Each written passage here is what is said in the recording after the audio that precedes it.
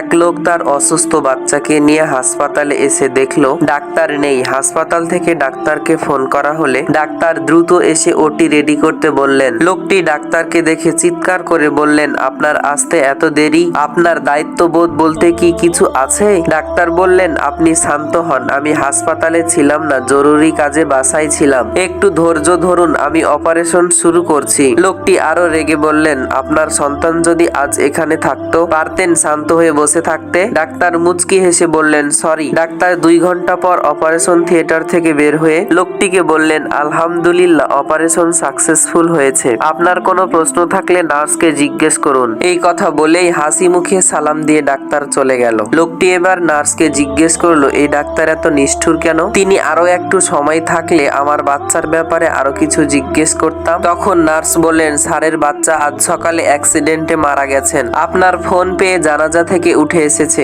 এখন আবার দৌড়ে চলে গেলেন কবর দিতে। বন্ধুরা, কাউকে বিচার করার আগে তার পরিস্থিতিটা বোঝার চেষ্টা করুন।